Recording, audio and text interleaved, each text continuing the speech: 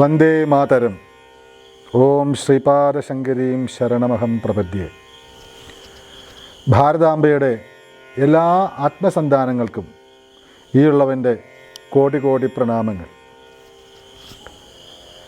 ഇന്നത്തെ ഈ വീഡിയോ സന്ദേശത്തിൻ്റെ ദൗത്യം അല്ലെങ്കിൽ അതിൻ്റെ ലക്ഷ്യം മഹത്തായ ഒരു സന്ദേശം നിങ്ങളേവരിലേക്കും എത്തിക്കുക എന്നുള്ളതാണ്. ചിലപ്പോൾ ഇതുവരെ എൻ്റെ പല വീഡിയോകളും കണ്ട നിങ്ങൾക്ക് ഏവർക്കും ഇതിനെന്തോ ഒരു ഗൗരവമുണ്ടല്ലോ ശബ്ദത്തിന് പോലും എന്ന് തോന്നാം. അതിന് കാരണം ഞാൻ പറയാൻ പോകുന്ന വിഷയത്തിൻ്റെ അതിഗൗരവപൂർണമായിട്ടുള്ള ഭാവമാണ്.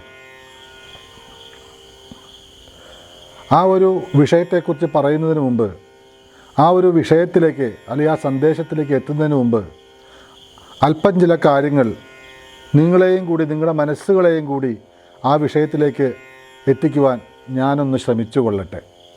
ഭാരതത്തിൻ്റെ പാരമ്പര്യം അത് ഋഷിമാരുടെ അല്ലെങ്കിൽ ത്യാഗത്തിൻ്റെ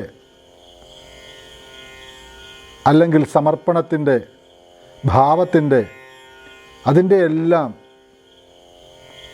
തീച്ചൂളയിലിട്ട് ഉരുക്കിയെടുത്ത ഒരു പാരമ്പര്യമാണ്. എനിക്കിന്ന് നിങ്ങളോട് പറയാനുള്ളത് ദേവീദേവന്മാരെക്കുറിച്ചിട്ടോ ശ്രീപാദശങ്കരി ദേവിയെക്കുറിച്ചിട്ടോ അങ്ങനെയുള്ള മറ്റ് ആധ്യാത്മിക കാര്യങ്ങളെക്കുറിച്ചിട്ടോ ഒന്നുമല്ല, നമ്മുടെ ഭാരതാംബയെക്കുറിച്ചിട്ടാണ്. അധികമൊന്നും ഞാൻ പറയേണ്ട കാര്യമില്ല. ഇന്ന് ഭാരതത്തിൽ, പ്രത്യേകിച്ച് നമ്മുടെ നാടായിട്ടുള്ള കേരളത്തിൽ സംഭവിച്ചുകൊണ്ടിരിക്കുന്ന അധാർമിക പ്രവൃത്തികൾ, അന്യായങ്ങൾ, ചതികൾ, അതുപോലെ ഒരാളും ഒരു വ്യക്തിയും നന്നാവുന്നത് കാണുവാൻ ഇഷ്ടമില്ലാത്ത മനസ്സുകൾ, പ്രകൃതിക്ഷോഭങ്ങൾ, അനവധി ദുർമരണങ്ങൾ, എന്ത് ചെയ്യണമെന്നറിയാതെ നെട്ടോട്ടമോടുന്ന ജനസമൂഹങ്ങൾ, ഇതിനിടയിൽ എനിക്ക് അല്ലെങ്കിൽ ഞങ്ങൾക്ക് അല്ലെങ്കിൽ നമുക്കൊന്നും സംഭവിക്കില്ല എന്ന രീതിയിൽ സമാധാനത്തോടെ, സമാധാനമുണ്ടോ ചോദിച്ചാൽ സമാധാനം വിലക്ക് മേടിച്ചതുപോലെ സമാധാനം എന്ന് ചിന്തിച്ച് ജീവിക്കുന്ന, ഉറങ്ങുന്ന ജനസഞ്ചയം. ഇത് ഞാൻ പറയാൻ കാരണം ഇതിനൊരു പരിഹാരം വേണ്ടേ? എന്തുകൊണ്ടാണ് ഈ ഒരു സന്ദർഭത്തിൽ കുറേ കാലങ്ങളായിട്ട് ലോകത്തിൻ്റെ മുഴുവനും വിശ്വഗുരുവായിരുന്ന, ലോകത്തിലെ എവിടെ ബുദ്ധിമുട്ട് സമാധാനമില്ലെങ്കിൽ പോലും അവർക്കെല്ലാം സന്ദേശം പകർന്നുകൊണ്ട് വിഷമിക്കില്ലേ, എല്ലാം നേരെയാവും, ഈശ്വരൻ കൂടെയുണ്ട് എന്ന് പറഞ്ഞു കൊടുത്ത, ലോകാ സമസ്ത സുഖിനോ ഭവന്തു എന്ന് ഉറക്കെ ജപിച്ച, വസുധൈവ കുടുംബകമെന്ന് ഉദ്ഘോഷിച്ച, ലോകമേ തറവാടെന്ന് ഉദ്ഘോഷിച്ച ഈ ഭാരത പാരമ്പര്യത്തിൽ എന്തേ ഇങ്ങനെ സംഭവിക്കാൻ? പലരും പറയും ഇത് കലികാലമല്ലേ, കലികാലത്ത് ഇങ്ങനെയൊക്കെ സംഭവിക്കുന്ന ഭാഗവതം പറയുന്നുണ്ട്, ഭാരതം പറയുന്നുണ്ട്, അല്ലെങ്കിൽ അങ്ങനെയുള്ള പല ഉപനിഷത്തുകൾ പറയുന്നുണ്ട്, ആചാര്യന്മാർ പറഞ്ഞിട്ടുണ്ട്, പലരും പ്രഡിക്റ്റ് ചെയ്തിട്ടുണ്ട് എന്നെല്ലാം പറഞ്ഞ് നമ്മൾ സമാധാനിക്കുമ്പോഴും നമ്മുടെ ജീവന്, നമ്മുടെ ജീവിതത്തിന് എന്ത് സുരക്ഷയാണുള്ളത്? ഇപ്പോൾ നടന്ന വയനാട് നടന്ന ദുരന്തം, ഏറ്റവും അവസാനം നടന്ന ദുരന്തം നമുക്കറിയാം. എത്ര പേരുടെ ജീവനാണ് പ്രകൃതി അപഹരിച്ചുകൊണ്ട് പോയത്? എന്തേ പ്രകൃതിക്ക് നമ്മളോട് സ്നേഹമില്ലേ? ഈ പ്രപഞ്ചത്തിന് മനുഷ്യനോട് ഇത്ര ക്രൂരത കാട്ടാനാകുമോ? പലരും ചിന്തിച്ചിട്ടുണ്ടാവും, ചോദിച്ചിട്ടുണ്ടാവും, ചർച്ച ചെയ്തിട്ടുണ്ടാവും. എന്തേ ഇതിന് കാരണം? ഞാൻ ചിന്തിച്ചിട്ട് എൻ്റെ മനസ്സിൽ അമ്മ തോന്നിച്ചു തന്ന ഒരേ ഒരു ഉത്തരം, പ്രകൃതിയോട് ഇണങ്ങി ജീവിക്കാത്ത മനുഷ്യ മനസ്സുകളുടെ ദുഷ്ടത നിറഞ്ഞ ആ ഭാവത്തിൻ്റെ റിയാക്ഷനാണ്, പ്രതിപ്രവർത്തനമാണ് ഇതിനെല്ലാം കാരണം. പ്രകൃതിയോട് ഇണങ്ങി ജീവിക്കാതെ പ്രകൃതി വിരുദ്ധമായി ജീവിക്കുന്നതിൻ്റെ പരിണത ഫലമാണ് ഇതിനെല്ലാം കാരണമെന്നാണ് എൻ്റെ ഉള്ളം പറയുന്നത്. ഇത് തന്നെ പലരും പ്രവചിച്ചിട്ടുണ്ട്. പക്ഷെ ഇതിനൊരു പരിഹാരമില്ലേ? എന്തിനും ഏതിനും പരിഹാരം കൊടുക്കുന്ന ഭാരത പാരമ്പര്യം, ഇതിനൊരു ഭാരത സങ്കല്പത്തിൽ ഒരു പരിഹാരം നിശ്ചയിച്ചിട്ടുണ്ടാവില്ലേ? നമ്മൾ ആലോചിക്കേണ്ടതാണ്. ഞാൻ പറയുന്ന ഈ വാക്കുകൾ കേൾക്കുന്ന നിങ്ങളെല്ലാവരും പലപ്പോഴും ചിന്തിച്ചിട്ടുള്ള ഒരു വസ്തുതയായിരിക്കാം, എന്തേ ഇങ്ങനെ പ്രകൃതിയാവുന്നത്? മഴ പെയ്യേണ്ട സമയത്ത് മഴ പെയ്യാതിരിക്കുക, അല്ലെങ്കിൽ മഴ പെയ്യില്ല എന്ന് വിചാരിക്കുന്ന സമയത്ത് അതിവൃഷ്ടി, ശക്തമായ പ്രളയമുണ്ടാക്കുന്ന രീതിയിലുള്ള മഴ, ഭൂമി ഇടിച്ചിൽ, ഭൂകമ്പം, അഗ്നിപർവ്വത സ്ഫോടനം, പരസ്പരം വിശ്വാസമില്ലായ്മ, എല്ലാവരെയും ചതിച്ച് എനിക്ക് നന്നാവണം എന്നുള്ള സ്വാർത്ഥമോഹം, ഇതെക്കൊണ്ടൊക്കെ ഒരു നിമിഷമെങ്കിലും സമാധാനപരമായിട്ട് ലോകത്തിലെവിടെയെങ്കിലും എന്നത് പോട്ടെ, ഭാരതത്തിൽ, കേരളത്തിൽ നമുക്ക് ഏത് രാഷ്ട്രീയ പാർട്ടി ആയിക്കോട്ടെ, ഏത് സാംസ്കാരികമായി ജീവിക്കുന്നവരാവട്ടെ, സമാധാനത്തോടെ ഒരു ഉരുള ചോറുണ്ണാൻ, ഉറങ്ങാൻ, മക്കളുടെ കൂടെ ഇരുന്ന് സന്തോഷിക്കാനാവുന്നുണ്ടോ? ഓരോ ദിവസവും നാളെ സമാധാനം കിട്ടുമെന്ന് ആലോചിക്കുമ്പോൾ, ആഗ്രഹിച്ച് ജീവിക്കുമ്പോൾ, പിറ്റേ ദിവസം കേൾക്കുന്നത് മുഴുവനും ദുരിതത്തിൻ്റെ, കഷ്ടപ്പാടിൻ്റെ, പ്രകൃതിക്ഷോഭത്തിൻ്റെ എല്ലാമായിട്ടുള്ള ദുരന്ത കഥകളാണ്. ഇങ്ങനെയുള്ള മനസ്സ് തകർക്കുന്ന നിരവധി ദുരന്തങ്ങൾ കാണുമ്പോൾ പ്രതികരിക്കാനാവാതെ, എന്ത് ചെയ്യണമെന്നറിയാതെ ലോകത്തിൻ്റെ നാനാഭാഗത്തും വെന്തുരുകുന്ന മനസ്സുകളുള്ള എത്രയോ സാത്വികരായിട്ടുള്ള, ഭക്തരായിട്ടുള്ള, ധർമ്മിഷ്ഠരായിട്ടുള്ള അച്ഛനമ്മമാരും സഹോദരിമാരും ഉണ്ടാവും. പണ്ടും ഇങ്ങനെ തന്നെയാണ്. ഓരോ യുഗത്തിലും കംസൻ്റെ ആണെങ്കിലും രാവണൻ്റെ ആണെങ്കിലും അതിശക്തമായ ഭണ്ഡാസുരൻ്റെ ആണെങ്കിലും അതുപോലുള്ള മറ്റെല്ലാ അസുരന്മാരുടെയും ശക്തമായ ദുഷ്പ്രവൃത്തികൾ കണ്ട് അതിലെല്ലാം ബലിയാടായിട്ടുള്ള പലരുടെയും രോദനം കേട്ടിട്ട് ധർമ്മിഷ്ഠരായിട്ടുള്ള അച്ഛനമ്മമാർ, സഹോദരന്മാർ, ഋഷിമാരെല്ലാം ആർത്തു വിളിച്ചു, ഭഗവാനെ രക്ഷിക്കണേ, അമ്മയെ രക്ഷിക്കണേ എന്ന് പറഞ്ഞതിൻ്റെ പിന്നീടുള്ള അനുഗ്രഹ കലയായിരുന്നു ഈ അധർമ്മത്തെ മുഴുവനും നശിപ്പിക്കുവാനായിട്ട് ഇവിടെ അവതാരങ്ങളുണ്ടായിട്ടുള്ളത്. ഭണ്ഡാസുരനെ നശിപ്പിക്കാനായിട്ട് എത്രമാത്രം ശ്രമിച്ചു. കാമദേവൻ്റെ ശക്തിയിൽ നിന്നും, കാമദേവൻ്റെ ദഹനശക്തിയിൽ നിന്നും ഉരുത്തിരിഞ്ഞു വന്ന ഭണ്ഡാസുരൻ 60,000 വർഷം ലോകം ഭരിച്ചു എന്നാണ് ലളിതോപാഖ്യാനം, ബ്രഹ്മാണ്ഡ പുരാണം. ഈ സമയത്ത് ഇതിനെ രക്ഷിക്കുവാനുള്ള ദേവന്മാർ മുഴുവനും തൻ്റേതായ എല്ലാ ശക്തികൾ പ്രയോഗിച്ചിട്ട് പോലും ഒരു ഫലവും കാണാതെയല്ലേ അവസാനം മഹാകുണ്ഡമുണ്ടാക്കി, യോജന വിസ്താരത്തിലുള്ള മഹാകുണ്ഡമുണ്ടാക്കിയിട്ട് മഹായാഗം ചെയ്ത് അതിൽ നിന്നും സാക്ഷാൽ ഭഗവതി ചിദഗ്നികുണ്ഡ സംഭൂത ദേവകാര്യ സമുദ്യത, ദേവന്മാർ പ്രാർത്ഥിച്ചതിന് അത് യാഗകുണ്ഡത്തിൽ നിന്നും യോഗമായി ഭവിച്ച് സാക്ഷാൽ ത്രിപുരസുന്ദരി ദേവി ലളിതാ പരമേശ്വരി ശ്രീപാദശങ്കരി ഉത്ഭവിച്ചതായിട്ട് അറിയാം.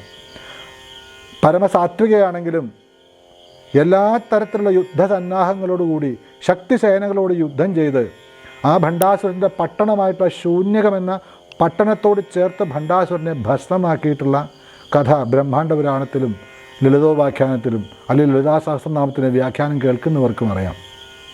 അവിടെയും പ്രാർത്ഥിക്കേണ്ട വന്നു. എൻ്റെ ചോദ്യം അതല്ല.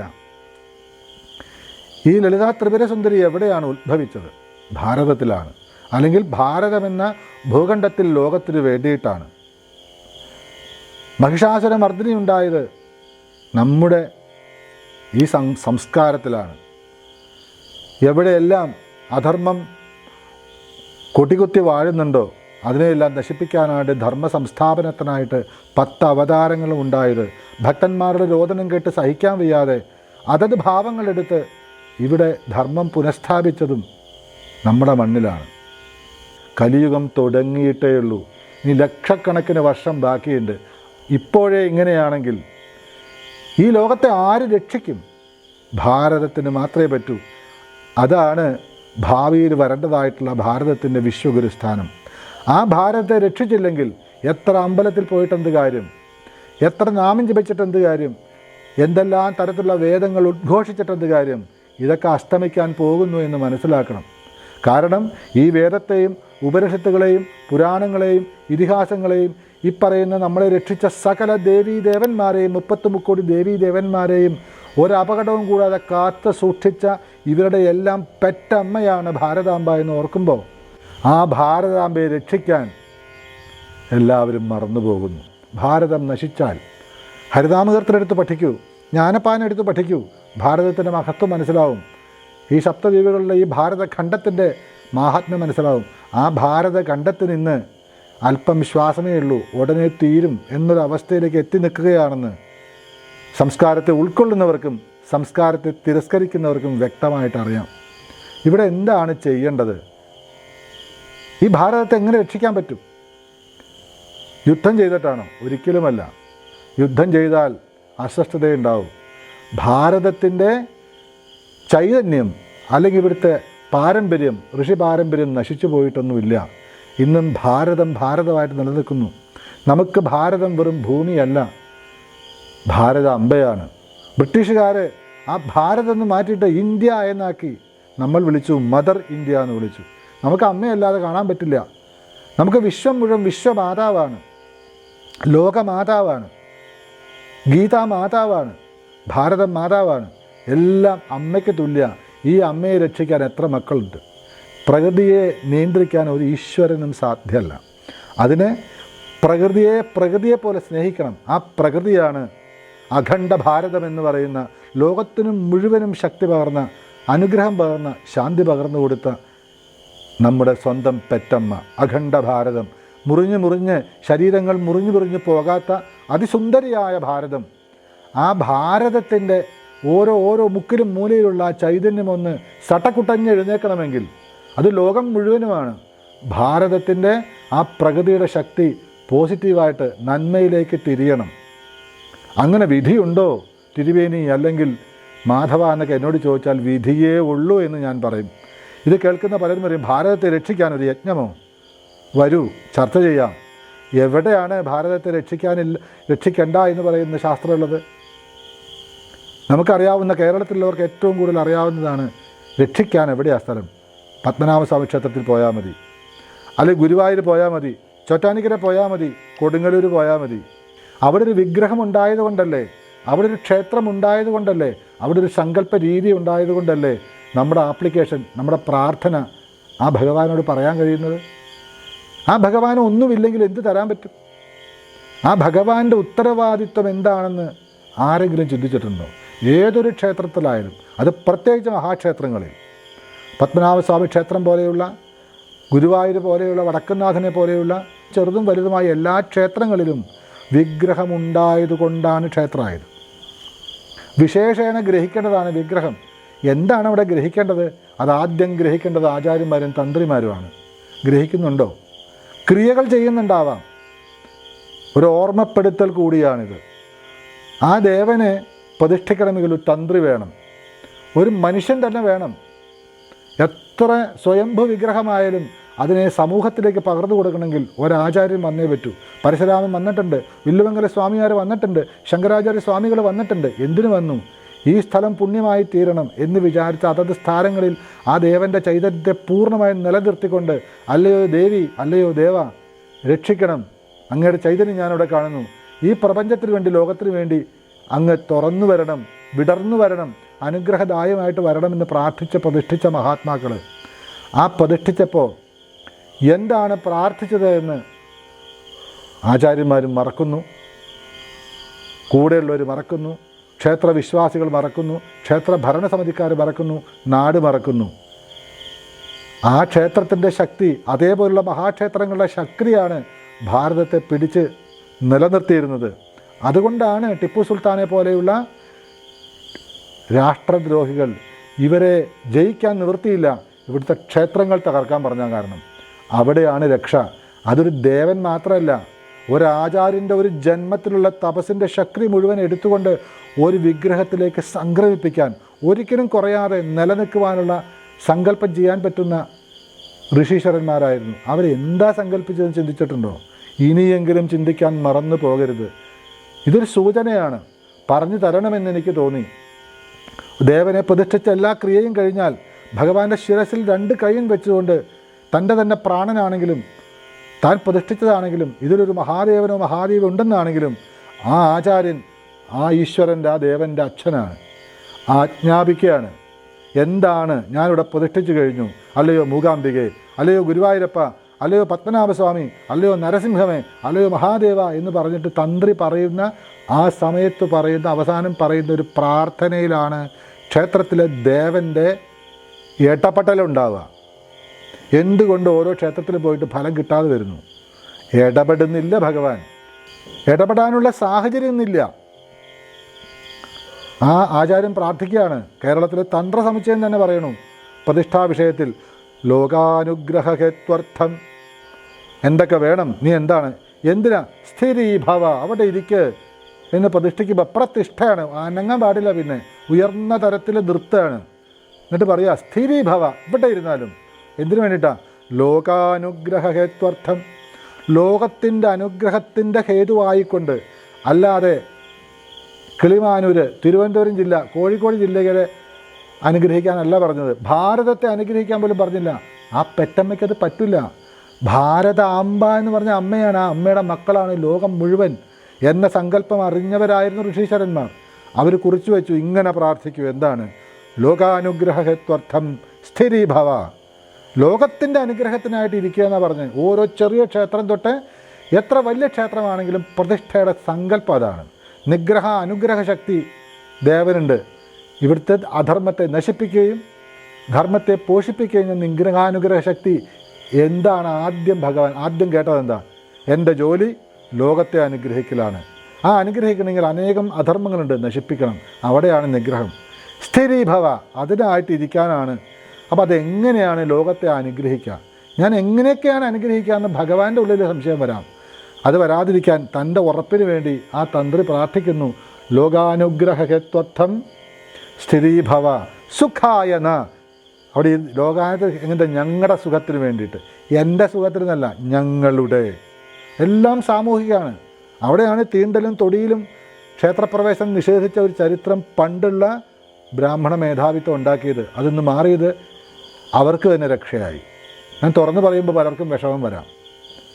സാന്നിധ്യം ച തഥാദേവ പ്രത്യഹം പരിവർദ്ധയ.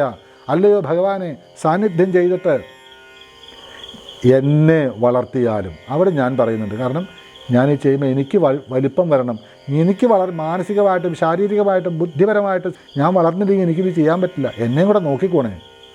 ഇപ്പം ലോകാനുഗ്രഹ ഹേത്വർത്ഥം സ്ഥിരീഭവ സുഖായന സാന്നിധ്യം തഥാദേവ പ്രത്യഹം പരിവർദ്ധയ. എന്നിട്ട് പറയാ മാ ഭൂൽ, ഉണ്ടാവരുത്.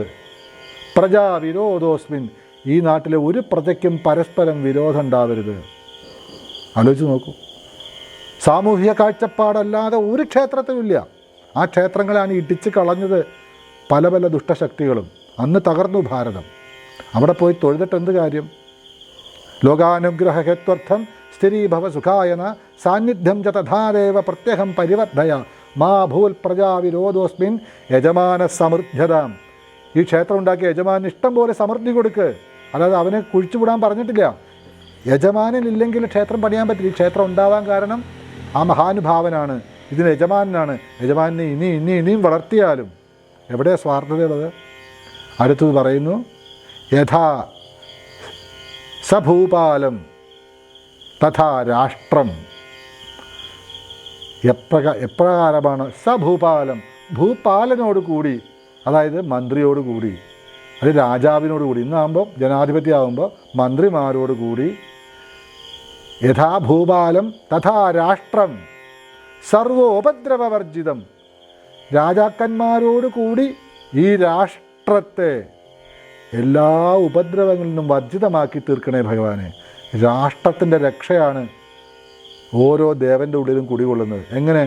മന്ത്രിമാരുടെ, ഉപമന്ത്രിമാരുടെ, MLA മാരുടെ, വെറും വാർഡ് മെമ്പർമാരുടെ, രാഷ്ട്രത്തിന് വേണ്ടി പ്രവർത്തിക്കുന്നവരുടെ, പ്രത്യേകിച്ച് രാജ്യത്തെ ഭരണം കൈയാളുന്ന അവർക്കെല്ലാം ഒരു ഉപദ്രവം ഉണ്ടാവാതിരിക്കണേ. അവരാണ് ഈ രാഷ്ട്രം നോക്കുന്നത്.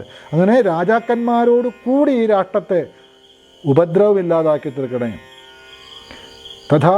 സഭൂപാലം തഥാ രാഷ്ട്രം സർവോപദ്രവർജിതം ക്ഷേപേണ വൃദ്ധിമതുലാം സുഖമക്ഷയമശ്നുതേ പൂജാഗൃഹാണ സതതം മാമുദ്ധര നമോസ്തുതേ. ഇതാണ് മന്ത്രം. അങ്ങനെ വീണ്ടും വീണ്ടും വീണ്ടും ക്ഷേമം കൊണ്ട് ഒരിക്കലും തുല്യം ചെയ്യാത്ത രീതിയിലുള്ള വൃദ്ധി ഉണ്ടാവുക, അഭിവൃദ്ധി ഉണ്ടാവണേ ഭഗവാനെ എന്നാണ് ഈ 11 ദിവസത്തെ പ്രതിഷ്ഠ കഴിഞ്ഞ് അതിൻ്റെ അവസാന പ്രാർത്ഥനയായിട്ട് ആ ആചാര്യൻ അദ്ദേഹത്തിൻ്റെ ശിഷ്യൻ എന്ന ഭാവത്തിൽ, മകൻ എന്ന ഭാവത്തിൽ, മകൾ എന്ന ഭാവത്തിൽ അവരുടെ കയ്യിൽ വെച്ച് അനുഗ്രഹിക്കുന്നത്. ഇതാണ് നിൻ്റെ ഉത്തരവാദിത്വം എന്ന് പറയണു. ആ ഉത്തരവാദിത്വം ആ മഹാദേവന്, മഹാദേവിക്ക് ചെയ്യാൻ നമ്മൾ സമയം കൊടുക്കുന്നുണ്ടോ? അതിന് പാകത്തിനായി ഋഷീശ്വരൻ ഉണ്ടാക്കി വെച്ച ചൈതന്യം ഉദ്ധരിക്കാൻ ശ്രമിക്കുന്നുണ്ടോ? ഉദ്ധരിച്ചാൽ തന്നെ അതിനെ സംരക്ഷിക്കണ ഈ ഭാരത ഭൂഖണ്ഡം ഇന്ന് അതിന് പറ്റിയതാണോ? അതുകൊണ്ട് അതിനൊരു യജ്ഞമുണ്ടോ ചോദിച്ചാൽ, ഈ ദേവൻ്റെ ഓരോ ദൈവക്ഷേത്രത്തിൻ്റെയും ദേവീക്ഷേത്രങ്ങളുടെയും എല്ലാ ആധ്യാത്മിക കേന്ദ്രങ്ങളുടെയും ലക്ഷ്യം സഭൂപാലം തഥാ രാഷ്ട്രം. രാജാക്കന്മാരോടുകൂടി രാഷ്ട്രത്തെ ഉപദ്രവർജിതമാക്കണമെങ്കിൽ അതിനൊരു യജ്ഞം ഉണ്ടാവണ്ടേ. അത് തന്ത്രി പ്രാർത്ഥിച്ച യജ്ഞമുണ്ട്. ആ യജ്ഞം എന്താണ്? ആ യജ്ഞം നമ്മൾ ഇത്രയും പറഞ്ഞ രീതി വെച്ച് നോക്കുമ്പോൾ ഈ രാഷ്ട്രത്തിൻ്റെ അഖണ്ഡതയെ കാത്തു സൂക്ഷിക്കാൻ പറ്റുള്ളൊരു യജ്ഞമായിരിക്കണം. അതുകൊണ്ട് ശ്രീ ലളിതായനം ട്രസ്റ്റ് പുതിയൊരു യജ്ഞവിധാനത്തിന് തുടക്കമിടുന്നു. അഖണ്ഡ രാഷ്ട്രരക്ഷായജ്ഞം. ഈ ഭാരതത്തിൻ്റെ അഖണ്ഡതയ്ക്ക് വേണ്ടി, അഖണ്ഡമായ ഭാരതം എന്ന് പറയുമ്പോൾ ഈ ലോകം മുഴുവനുമായി, കാരണം ഈ ലോകം മുഴുവനും പരന്നു കിടന്ന രാജ്യമാണിത്. അങ്ങനെയുള്ള അഖണ്ഡ രാഷ്ട്രത്തിൻ്റെ രക്ഷയ്ക്കായുള്ള യജ്ഞം. സർവോപദ്രവവർജിതം തന്ത്രശാസ്ത്രം. എല്ലാ ഉപദ്രവങ്ങളിൽ നിന്നും വർജിതമായിട്ടുള്ള രാജാക്കന്മാർക്കും ഈ രാഷ്ട്രത്തിനും സമാധാനം, സന്തോഷം, രക്ഷ കൊടുക്കാനായിട്ടൊരു യജ്ഞം. അങ്ങനൊരു യജ്ഞമുണ്ടോ എന്ന് ചോദിക്കുമ്പോൾ നിങ്ങൾക്ക് വിശ്വസിച്ചാലും വിശ്വസിച്ചില്ലെങ്കിലും എൻ്റെ ഒരു അനുഭവം ഞാൻ പറയാം. ഈ വീഡിയോ കുറച്ച് കൂടിപ്പോവും, പക്ഷെ പറയാതെ വയ്യ. ഒരു 10-12 വർഷം മുമ്പ് എൻ്റെ ജപ വിഷയത്തിൽ അല്ലെങ്കിൽ ഞാൻ ധ്യാനിച്ചുകൊണ്ടിരുന്നപ്പോൾ സാക്ഷാൽ മഹാദേവിയെ ധ്യാനിച്ചുകൊണ്ടിരുന്ന സമയത്ത് മഹാദേവിയില്ല, മഹാദേവനുമില്ല, എന്തോ ഒരു പ്രകാശം മാത്രം എന്നെ കണ്ടത്. സിദ്ധിയാണ്, സിദ്ധിയൊന്നുമല്ല. ഞാൻ കണ്ട കാര്യം തുറന്നു പറയുന്നു. കുറേ ഇംഗ്ലീഷ് ആൽഫബറ്റിക്കാണ് സ്വർണ്ണ കളറിൽ ഞാൻ കണ്ടത്. ഇത് കേൾക്കുമ്പോൾ എനിക്ക് വട്ടാണെന്ന് തോന്നിയാലും എന്നെ കളിയാക്കി ചിരിച്ചാലും എനിക്ക് വിരോധമല്ല. ഞാൻ ഭാരതത്തിന് വേണ്ടി സംസാരിക്കുകയാണ്. ആ കണ്ട വാക്കുകൾ A R R Y A എന്നുള്ള അക്ഷരങ്ങളാണ്. എനിക്ക് ആദ്യം മനസ്സിലായില്ല എന്ത് ഇംഗ്ലീഷ് വരുന്നത്, സംസ്കൃതമല്ലേ വരേണ്ടത്. പക്ഷേ എനിക്ക് കാണിച്ചു തന്ന അക്ഷരങ്ങൾ അതാണ്. അത് കണ്ടപ്പോൾ ഞാൻ വീണ്ടും വായിച്ചു നോക്കി. കൂട്ടി വായിച്ചപ്പോൾ എൻ്റെ നാവിൽ നിന്ന് വന്ന അതിൻ്റെ രൂപം ആര്യ എന്നാണ്. ആര്യാവർത്തം ഭാരതത്തിൻ്റെയാണ്. ഇത് കൊള്ളാമല്ലോ, നല്ല പേരാണല്ലോ. എന്താണ് ഈ ആര്യ എന്ന് ഇംഗ്ലീഷ് ലെറ്റർ വരാൻ കാരണം? അങ്ങനെ തെളിഞ്ഞു വന്ന ആ അക്ഷരങ്ങൾ എന്തിനാണ്, എന്താണ് അതിൻ്റെ ഫുൾ ഫോം എന്ന് ചിന്തിച്ച സമയത്ത് ഓരോ അക്ഷരത്തിനും അതിൻ്റെ ഡെഫിനിഷൻ, അതിൻ്റെ ഫുൾ ഫോം, പൂർണ്ണരൂപം എനിക്ക് കാണിച്ചു തന്നു. അതും ഇംഗ്ലീഷിലായിരുന്നു. എ അഖണ്ഡ, ആർ രാഷ്ട്ര, ആർ രക്ഷ, വൈ എ യജ്ഞം. കൂട്ടി വായിച്ചപ്പോൾ അഖണ്ഡ രാഷ്ട്ര രക്ഷ യജ്ഞം ആര്യ. ഞാൻ ഇതെന്തെന്ന് സാധനം, ഒരു തന്ത്രത്തിലും ഒരു മന്ത്രത്തിലും ഒരു ഉപാസനയിലും കാണാത്ത ഒരു കാര്യം എൻ്റെ മനസ്സിലേക്ക് ഞാൻ പോലും ചിന്തിക്കാതെ വന്നത് എന്താണെന്ന് അന്ന് ചിന്തിച്ചു. ഇന്നതെനിക്ക് മനസ്സിലാകുന്നു. ഇന്നത് ചെയ്യാൻ ശ്രീപാദശങ്കരി ദേവിയും ഗുരുപരമ്പരയും എനിക്ക് കാണിച്ചു തന്ന 12 വർഷമായിട്ട് അതിൻ്റെ കാര്യത്തിന് വേണ്ടി സ്ഫുടം ചെയ്തെടുക്കുവാൻ വേണ്ടി എന്നെ നിയോഗിച്ച ഒരു ധ്യാനമായിരുന്നു. അപ്പം ഞാൻ ആ അക്ഷരത്തോട് തന്നെ ചോദിച്ചു, ഇതെന്താണ്, എങ്ങനെയാണ് ഈ അഖണ്ഡ രാഷ്ട്ര രക്ഷായജ്ഞം? അങ്ങനൊരു യജ്ഞം ഞാൻ കേട്ടിട്ട് പോലുമില്ല. പല യജ്ഞങ്ങളും കേട്ടിട്ടുണ്ട്. ആ സമയത്ത് എൻ്റെ ഉള്ളിൽ അക്ഷരങ്ങൾ പോലെ, ശബ്ദം പോലെ, ഉപദേശം പോലെ തോന്നിച്ചു തന്ന യജ്ഞവിധാനമാണ് അഖണ്ഡ രാഷ്ട്ര രക്ഷായജ്ഞം. അതിന് എന്തു മന്ത്രം, അതും എനിക്ക് എൻ്റെ ധ്യാനത്തിൽ ഉപദേശം കിട്ടിയതാണ്. വിശ്വസിക്കാം, വിശ്വസിക്കാതിരിക്കാം. പക്ഷെ ഞാൻ വിചാരിക്കുക എനിക്കറിയാവുന്നൊരു മന്ത്രമാണ്. ഈ മന്ത്രം ജപിച്ച് സമൂഹത്തെ മുഴുവനും ആചാര്യന്മാരാക്കിക്കൊണ്ട് അവരെല്ലാം ഹോമകുണ്ടത്തിൻ്റെ മുമ്പിലിരുത്തിക്കൊണ്ട് ഒരു 5 വയസ്സ് മുതൽ 15 വയസ്സുള്ള കുട്ടികൾക്ക് പ്രാധാന്യം കൊടുത്തുകൊണ്ട് ഈ നാട്ടിലെ അമ്മമാരും അച്ഛന്മാരും ഒരുമിച്ചിരുന്ന ഒരു 1000 ഹോമകുണ്ടങ്ങളിൽ സ്വയം വ്രതമേറ്റ് ഈ മന്ത്രദീക്ഷ മേടിച്ച് ഒരുമിച്ചിരുന്നു കൊണ്ട് ഇതം രാഷ്ട്രായ സ്വാഹ ഇതം നമമ എന്ന ഭാവത്തോടെ, ഇത് രാഷ്ട്രത്തിനായിട്ടാണ്, ഇത് എൻ്റെ അല്ല എന്നുള്ള പൂർണ്ണ ഭാവത്തോടെ ശരീരവും മനസ്സും ധനവും എല്ലാം സമർപ്പിച്ചുകൊണ്ട് അവരവർ തന്നെ ആചാര്യന്മാരായിക്കൊണ്ട് അവരവർ തന്നെ പരികർമ്മികളായിക്കൊണ്ട് അവനവൻ തന്നെ യജമാനായിക്കൊണ്ട് ഭാരതത്തിൻ്റെ അഖണ്ഡതയെ സൂക്ഷിക്കാനുള്ള ഒരു യജ്ഞം, അത് ഈ മന്ത്രം കൊണ്ട് എങ്ങനെ സാധ്യമാകും എന്ന് ചിന്തിച്ച സമയത്ത് എനിക്കറിയാവുന്നൊരു മന്ത്രമായതുകൊണ്ട് അതിൻ്റെ ഫലശ്രുതി നോക്കൂ എന്ന് മാത്രം കിട്ടിയുള്ളൂ. ഇത് വിശ്വസിക്കാൻ പലർക്കും ഞാൻ എൻ്റെ ശരിയായ തുറന്ന ബുദ്ധി കൊണ്ട് എഴുതിയിട്ടുണ്ടാക്കിയതല്ല. ആരോ എവിടെ നിന്നോ നിർദ്ദേശിച്ചൊരു യജ്ഞഭാവം ഞാൻ നിങ്ങളുടെ മുമ്പ് അവതരിപ്പിക്കുന്നു. അത് മനസ്സിലാക്കിയിട്ട് വേണം അതെനിക്ക് ഭാരതത്തിൽ ചെയ്യാൻ. അതിൻ്റെ ഫലശ്രുതിയിൽ പറയുന്നു, ഏഷാ വിദ്യ മഹാസിദ്ധിദായിനി സ്മൃതിമാത്രത. ഇത് മഹാസിദ്ധിദായിനിയായ മന്ത്രമാണ്. സാക്ഷാൽ ശ്രീപാദശങ്കരി ദേവിയുടെ, സാക്ഷാൽ ലളിതാ പരമേശ്വരിയുടെ മന്ത്രമാണ്. സ്മൃതിമാത്രത, ഒന്ന് ഓർത്താൽ തന്നെ അഗ്നിവാദ മഹാക്ഷോഭേ രാജാ രാഷ്ട്രസ്യ വിപ്ലവേ. അഗ്നിപാതനം, അഗ്നിസ്ഫോടനം, വാദം, കൊടുങ്കാറ്റ്, അങ്ങനെയുള്ള മഹാക്ഷോഭങ്ങളിലും അഗ്നിവാദ മഹാക്ഷോഭേ രാജാവിനെയും രാജാവിലും സഭൂപാലം നമ്മൾ ആദ്യം കണ്ടതാണ്.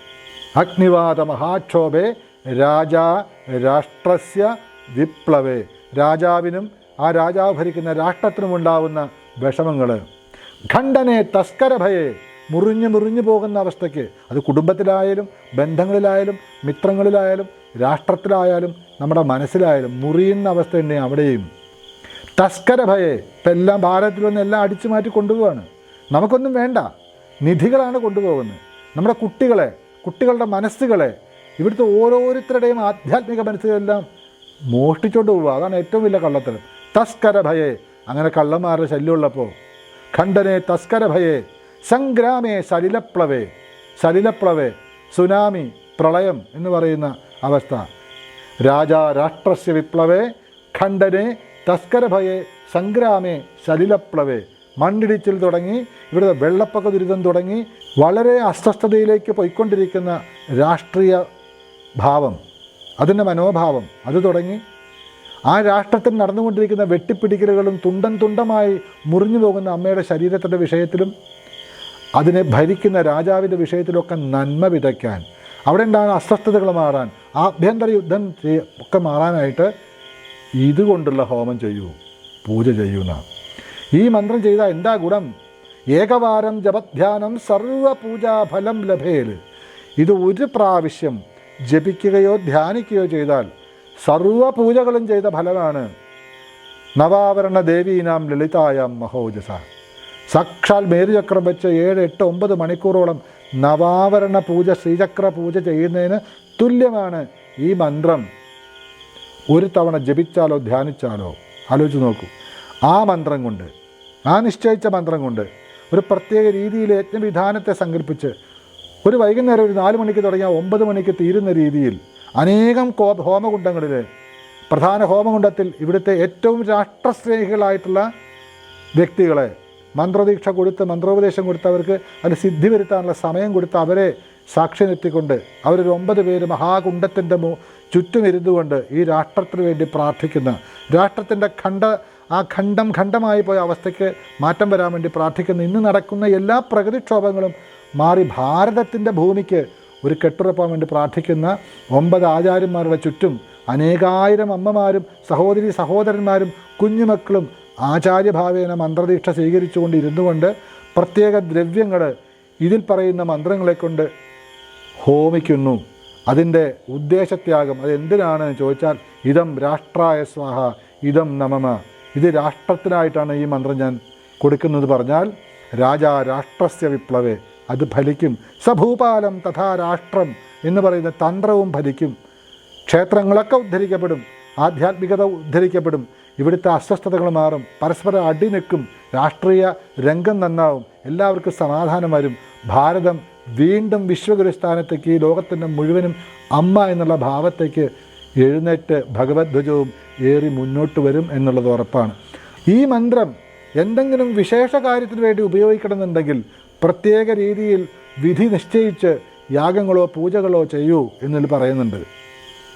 വിസ്തരാൽ കർത്തുമാരഭേൽ, അങ്ങനെ പ്രത്യേകം ചെയ്യണമെങ്കിൽ വിസ്തരിച്ച് ചെയ്തോളൂ എന്ന് പറയുന്നതിന് വിസ്താര ഭാവമാണ് അഖണ്ഡ രാഷ്ട്ര രക്ഷായജ്ഞം. അതുകൊണ്ടാണ് ഞാൻ ഇതിൻ്റെ തുടക്കത്തിൽ വന്ദേ മാതരം എൻ്റെ അമ്മയെ വന്ദിച്ചുകൊണ്ട് തുടങ്ങിയത്. ആ അമ്മയില്ലെങ്കിൽ ശ്രീപാദശങ്കരിയില്ല, ഒരു പത്മനാഭസ്വാമിയില്ല, ഭാരതമില്ലെങ്കിൽ ഇവിടുത്തെ ഒരു ക്ഷേത്രമില്ല, രാമായണമില്ല, മഹാഭാരതമില്ല, വേദങ്ങളില്ല, ഉപനിഷത്തുകളില്ല, ഒന്നുമില്ലാതെയാവും. അത് വേണോ എന്ന് ചിന്തിക്കുക. അതുകൊണ്ട് ഇതിനെ, ഈ യജ്ഞം നടത്തുവാൻ ഉദ്ദേശിച്ച് നടത്തപ്പെടുമ്പോൾ വരാൻ സാധിച്ചില്ലെങ്കിലും എല്ലാവരും 2 കൈയും പൊക്കി അതിൻ്റെ ആചാര്യന്മാരെ നിറഞ്ഞ കണ്ണുകളോടെ അനുഗ്രഹിക്കുക. കാരണം നമ്മുടെ എല്ലാം രക്ഷയ്ക്ക് വേണ്ടിയിട്ടാണ്. അത് ഈ വർഷം ശ്രീപാദശങ്കരി പീഠം അല്ലെങ്കിൽ ശ്രീപാദശങ്കരി ദേവി ഇളങ്കോവിൽ കൊണ്ടതിൻ്റെ ആദ്യത്തെ നവരാത്രി വരുന്നു. ഒക്ടോബർ 2 മുതൽ 13 വരെ തീ കെടാതെ 10 ദിവസങ്ങളിലായിട്ട് ചണ്ഡികാഹോമം നടക്കുമ്പോൾ അമ്മ പ്രത്യേക ഉത്സവത്തിൽ കരയേറി ഈ നാട്ടിലെ ഓരോ വീടുകളിലും ഈ തട്ടകത്തിലെ ഓരോ മക്കളെയും കാണുവാനായി പറക്കെഴുന്നള്ളിപ്പുന്ന ചടങ്ങിലൂടെ എല്ലാത്തും എത്തുമ്പോൾ അഷ്ടമിക്ക് പൂജ വെച്ച് മഹാനവമിക്ക് ആയുധ പൂജ ചെയ്ത് വിജയദശമിക്ക് പൂജയെടുപ്പും വിദ്യാരംഭവും നാവിലും ഓരോരുത്തരും മണലിലും എഴുതുമ്പോൾ ഈ രാഷ്ട്രത്തിൻ്റെ പുതിയൊരു വിദ്യാഭാവം, പുതിയൊരു ഉണർവിന് വേണ്ടി ശ്രീ ലളിതായന ട്രസ്റ്റ് ഈ പീഠത്തിൽ വരുന്നവരെയും എല്ലാവരെയും ഉൾക്കൊണ്ടുകൊണ്ട് ആർക്കൊക്കെ വരാൻ സാധിക്കുമോ അവർക്കെല്ലാം മന്ത്രദീക്ഷ ഒരു സങ്കോചവും കൂടാതെ കൊടുത്തുകൊണ്ട് ഓരോ ഹോമകുണ്ഡത്തിൻ്റെ ചുറ്റും ഇരുത്തിക്കൊണ്ട് അവർക്ക് പറഞ്ഞു കൊടുത്തുകൊണ്ട് ദേശീയ പതാക ഉയർത്തി വന്ദേ മാതൃഗാനം ആലപിച്ചുകൊണ്ട് തുടങ്ങുന്ന ആ യജ്ഞം ഈ വിജയദശമിക്ക് വൈകുന്നേരം 4 മണി മുതൽ 9 മണി വരെ ശ്രീപാദശങ്കരി പീഠത്തിൽ നടക്കുകയാണ്.